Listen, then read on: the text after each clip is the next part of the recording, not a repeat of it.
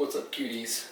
David Rodriguez here, and today we're going to be talking about Dubdubsurd and Adrenaline's battle format that took place this past weekend in Kansas City, Missouri. Quick disclaimer, there is no tricking battle footage from Dubdubsurd in this video because, out of respect for both Michael Guthrie and his collaboration with McGuire Kane and Adrenaline, they asked us not to film anything. Out of respect for both of them, chose not to film anything. So, if you're disappointed, you can click on the other tabs up there. I'm sorry. But without further ado, let's get to the video. The Dubdubsurd and Adrenaline battle formats were pretty straightforward. It is actually very similar to how Adam ran it at Neo when he did the Shapes live battles. Obviously there's some differences, but the core ideas stayed the same for the most part. There's both 1v1s and 2v2s. The 1v1s at Neo also took place within 60 seconds, I believe, or 90 seconds. And it was also done by voting, and I'll get to that soon. Same thing, 2v2s. Actually, I think 2v2s were longer at Neo, and the 2v2s were shortened here at Dubdubsurd to 90 seconds. And again, the winner is decided by voting. Now, what do I mean by voting? So similar to how it was done at the Shapes live battles, after they would live stream the battles, and they would ask people to tag other people or to get other people to watch the live stream. Those who watched the live stream would then, they posted to another story through another Instagram account, and they had the little poll thingy, and people voted who they thought had won. And the idea, I believe, is similar for Dubdubsurd. However, there is no live streaming. They recorded all the footage themselves. They're going to post it on their website, and they're going to ask people to watch these battles and then to vote for whoever they thought won. So there was no judges. There was no formal judges. There was no kind of I guess you can say, like, there's not a technical expert panel of people that were there watching the events. And so let's now get into what I want to do in this video is I want to do some theory crafting on how we can maybe potentially try and rig these battles to our benefit so that we can try and maximize the most amount of wins if tricking decides to continue down this format later on in the road. So without further ado, let's get to it. So real quickly, I'm just going to go over my kind of like thoughts and predictions for how like 2v2s can kind of start, how 2v2s will start ending up being shaped. So I feel like for 2v2s, it's going to become less one-on-one passes, and that it'll become more acro-based. So what do I mean by acro? I think there's going to be more like team collaborations, obviously, as in like people jumping off other people, or like one person doing a butterfly kick while another person does like a side flip over them. So the skills may not, or some people might do double B twist, something all over the top of somebody. The skill level is not necessarily like, the skills probably themselves, I'll probably be wrong, but won't be very high. But it's like, it's more about it's like the presentation of the two trickers together, as opposed to people doing 1v1s, v1v1, if that makes sense. Because even at Neo, whenever there was a 2v2 battle, there was one team was throwing down, like, they were doing doubles. I think some of them were even throwing triples. And that's all well and good, but then when you see people who like synergize well with each other, they're doing flips off each other. Even if the combos are super basic, I think from an audience standpoint, and maybe even from a judging standpoint, that kind of really brings out like what 2v2s are supposed to be about. which is like the synergy between the two triggers, as opposed to, hey, this guy, for example, could triple cork, this guy can also triple cork, so let's just mush them together into a team and they'll win. And so, but with that, there might even be a limit to how many, so you can maybe only have like 3 partner passes where it's like you and another dude going out there on the floor. That's not what Dubdubsurd did. This is just my own personal thoughts, theory, crafting on whatever. Now, I also think that there will become more routine based. It's going to be less about kind of like, you could say, the explosiveness of the battle itself. Because I feel like once these 2v2s become more solidified, people are going to start finding partners. It's no longer just going to be like, you're at the gathering, you're like, hey, do you want a partner? And the other guy's like, yeah, man, I'll partner with you. And then you'll just kind of like smush together, like I said earlier. People are going to actually start finding teammates, and it's kind of already happened with the Takahashi brothers. If you know them, they do a whole lot of sync stuff. They do lots of cool stuff together.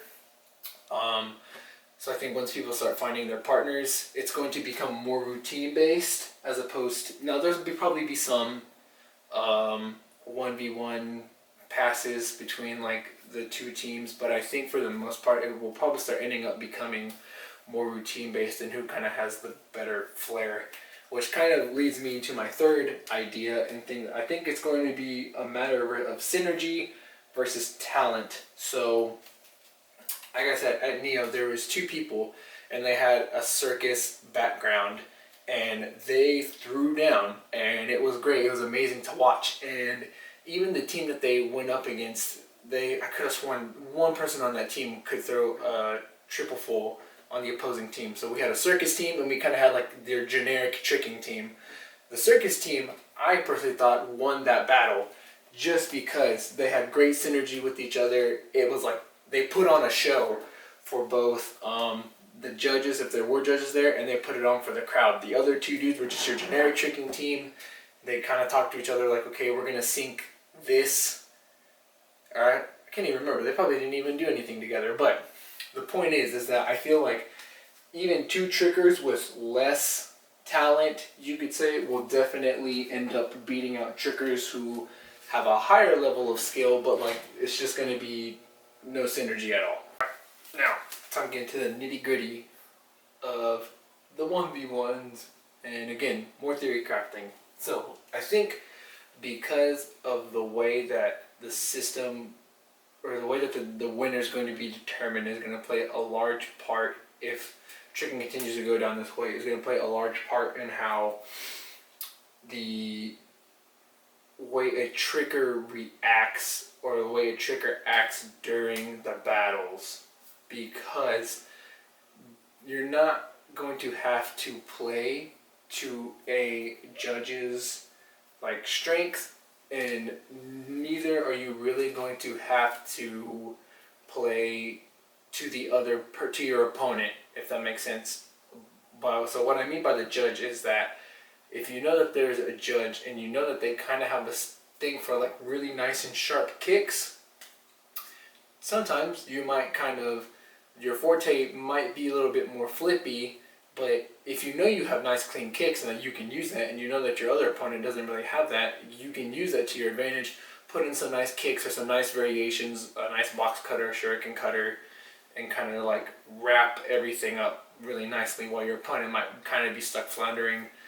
Same thing for everything else. Now, for your opponent, so what I mean by you don't have, like, you're not going to have to interact with your opponent is because, now granted that's also just a regular advice that I've heard from other battle trickers, that you just play to your own strengths. No, you don't really interact, especially if the person is better than you.